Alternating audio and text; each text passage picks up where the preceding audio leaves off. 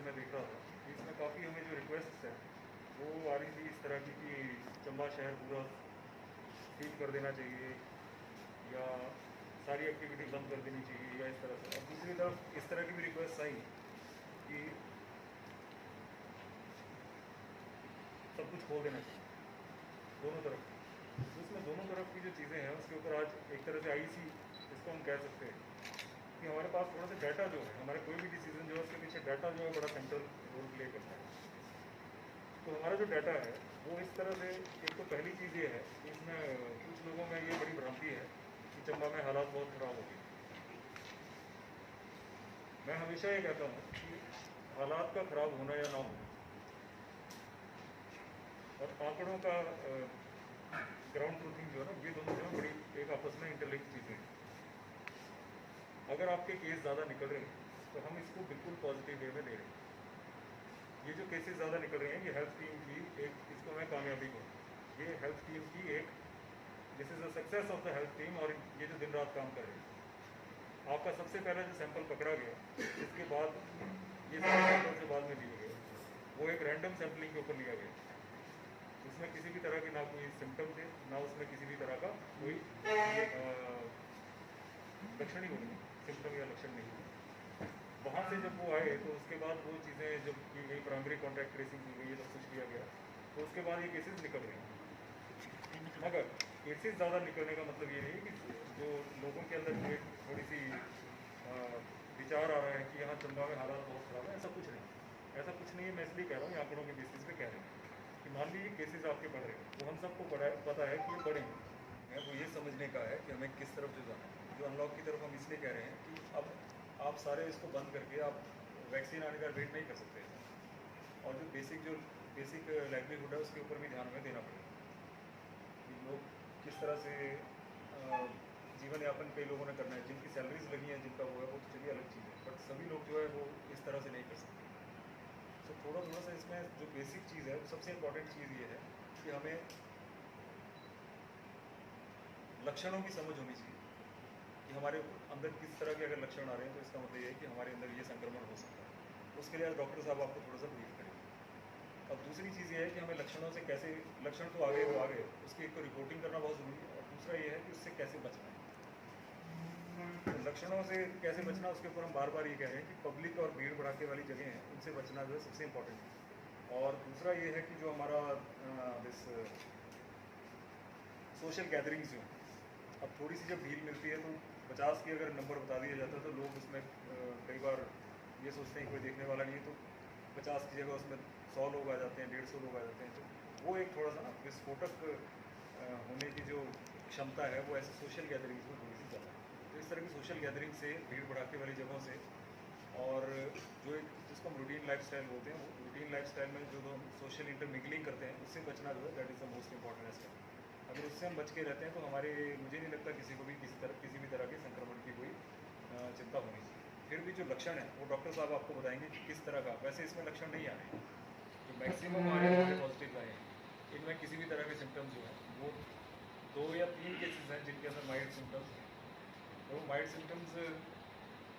आ गए, अब इसका ये मतलब नहीं है कि वो सारे जो हमारे मेजॉरिटी केसेस हैं वो सारे जो हैं उसमें सिम्टम्स हमारे किसी भी तरह के नहीं पाएंगे। और दूसरी एक चीज़ ये है कि थोड़ा सा जो एक सोशल बैरिकेडिंग हो रही है, किसी के घर में अगर कोई पॉजिटिव आ रहा है, अब मान लीजिए कोई पॉजिटिव आ गया, एक डिटेक्ट हो गया, इसका मतलब ये नहीं है कि उन्होंने सारे में बनाया है। एक बंदा जो पॉजिटिव आ रहा है, कोई अगर 100 में से अगर पहला जो टेस्ट हो रहा है वो पॉजिटिव आ रहा है, तो इसका ये मतलब नहीं कि उसने सब में बनाया है। इसका मतलब ये है कि कहीं और से फैल के उसमें भी आ सकता है। और कॉन्टैक्ट हिस्ट्री ट्रेसिंग की जो है वो थोड़ा सा अब थोड़ा मुश्किल इसलिए हो गया क्योंकि अब काफ़ी टाइम से लोग जो इधर उधर उनकी मूवमेंट थोड़ी सी बढ़ गई है। बट ओवरऑल जो जैसा कि पब्लिक व्यू भी आ रहा है, सब कुछ आ रहा है, उसमें हमें लगता है कि धीरे धीरे हमें अनलॉक ले, बड़ा केयरफुल अनलॉक जो है उसकी तरफ हम सबको बढ़ना है। डॉक्टर साहब आपको लक्षण बताएं। अभी आज की तिथि में 155 एक्टिव हैं और 123 लोग रिकवर हो गए हैं। इन 155 में भी अधिकतर मामले पिछले 7-8-10 दिनों में आए हैं, और इनके आने का भी कारण ये था कि हमारे एक डेंस पॉपुलेशन से कोई व्यक्ति रैंडम सैंपलिंग में आया और हमने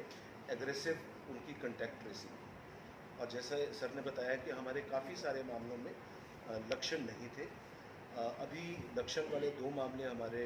डिस्ट्रिक्ट कोविड हॉस्पिटल धर्मशाला में उपचाराधीन हैं। जो DCHC में हमने district Covid health care facility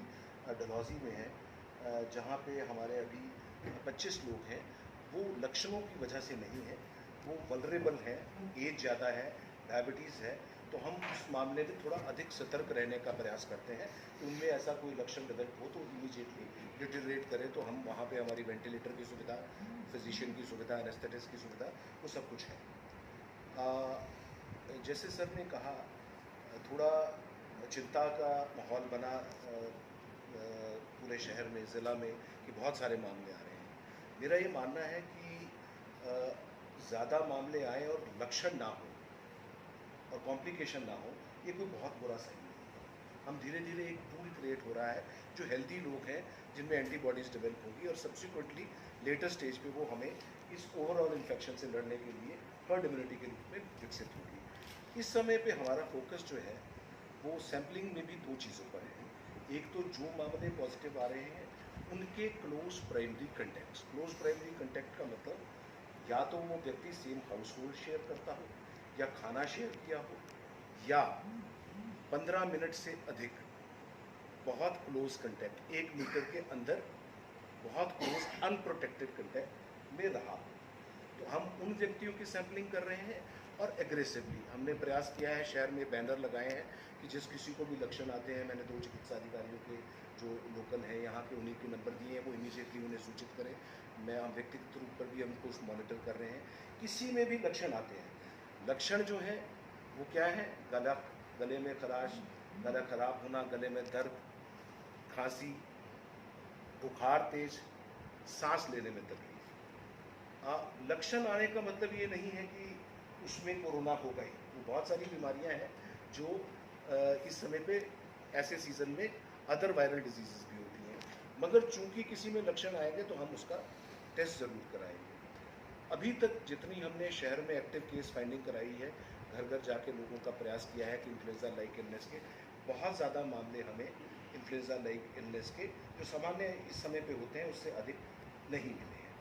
तो ज़रूरत है कि हम एक लक्षणों के प्रति सतर्क रहें, और दूसरी ज़रूरत है कि जो हमारी वल्नरेबल पॉपुलेशन,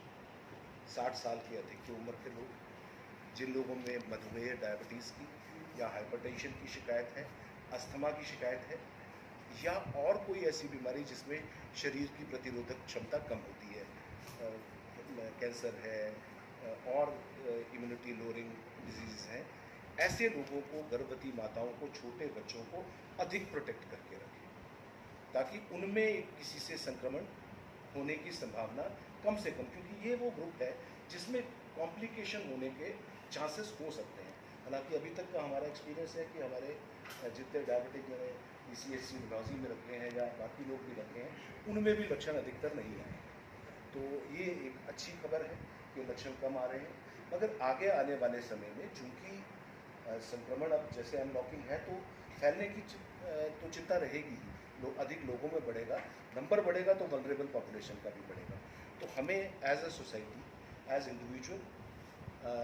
हमें सतर्क रहना पड़ेगा, और जो बार बार प्रशासन की तरफ से भी, विभाग की तरफ से भी फिजिकल डिस्टेंसिंग, फेस कवर लगा के रखना, हैंड हाइजीन, कफ एटिकेट, बार बार अपने हाथ धोना, या ना पॉसिबल हो तो सैनिटाइज़र से साफ़ करना, अननेसेसरी टच कहीं ना करें, सोशल गैदरिंग्स। यहाँ पे भी जो संक्रमण के पीछे एक कारण ऐसा लगता है कि छोटी पॉपुलेशन में, डेंस गैदरिंग में कुछ सोशल गैदरिंग्स हुई हैं जिसकी वजह से तेज़ी से संक्रमण हुआ है। इस समय पर किसी के सोशल गैदरिंग कोई कर भी रहा है तो हमें अपना दायित्व समझना चाहिए, हमें वहाँ नहीं जाना चाहिए। तो ये कुछ चीज़ें हैं जो मेरे को लगता है कि जिनका हम पालन करेंगे तो हम आने वाले समय में थोड़ा बेहतर as a district and as a society perform करेंगे। होम आइसोलेशन, होम क्वारंटीन तो उन लोगों की है जो नेगेटिव हैं या बाहर से आए हैं। पॉजिटिव केस कोई आता है और यदि वो 60 साल से कम है, जिसमें और कोई कोमॉर्बिड कंडीशन जो मैंने पहले आपसे बात की, हाइपरटेंशन, डायबिटीज़, अस्थमा या और कोई ऐसी बीमारियां नहीं है, और जिसके घर में सेपरेट रूम, सेपरेट वॉशरूम है, और जिसके लिए एक 18 से 55 के उम्र का व्यक्ति, कोई भी घर के परिवार का सदस्य जिसमें और कोई बीमारी ना हो, केयर गिवर बनने के लिए तैयार है। ऐसे लोगों को हमने होम आइसोलेशन की सुविधा दी है। उन्हें उस कमरे में उनके हम एक अंडरटेकिंग लेते हैं, उन्हें एक बुकलेट दी जाती है जिसमें डूज एंड डोंट्स होते हैं, उन्हें क्या करना है क्या नहीं करना है। प्राइमरी केयर गिवर जो है वो उनको खाना सर्व करता है, सिर्फ एक उसके लिए भी डूज एंड डोंट्स की पूरी मुख्य चिकित्सा अधिकारी कार्यालय से आदेश जारी होते हैं कि उस व्यक्ति के लिए कौन केयर गिवर होगा, कौन मेडिकल ऑफिसर होगा डिटेरियोरेशन की स्थिति में, और कौन सर्विलेंस पर्सन होगा जो रोज जाके उनके या टेलीफोन पे और फिजिकली जाके स्वास्थ्य की जांच, बुखार की, पल्स और जो सेचुरेशन है ऑक्सीजन की और टेम्परेचर इत्यादि की जांच करेगा। अभी तक पहले हम प्रयास कर रहे थे पर बहुत ज़्यादा लोगों में, क्योंकि एक स्टिग्मा जुड़ गया था तो बहुत ज़्यादा लोगों में वो नहीं एक्सेप्टेंस नहीं थी। मगर रिसेंटली हम 2-3 दिनों में प्रशासन के सहयोग से अभी हम 7 लोगों को होम आइसोलेशन में रखने में कामयाब हुए हैं और वो लोग सारे स्वस्थ हैं। और अब उससे उत्साहित होकर अगले मामले जो आ रहे हैं वो तैयार होने के लिए होम आइसोलेशन। मगर इसमें हम पर्टिकुलर है कि हम गाइडलाइंस की अवहेलना, यदि किसी हमारे पास कल परसों 1-2 मामले 2-4 मामले थे जो कह रहे थे नहीं जी हम घर में ही रहेंगे, हमारे पास बाकी व्यवस्थाएं, और उनकी उम्र ज़्यादा थी, हाइपरटेंशन थी, तो हम उन लोगों को ऑप्शन अभी तक नहीं देते।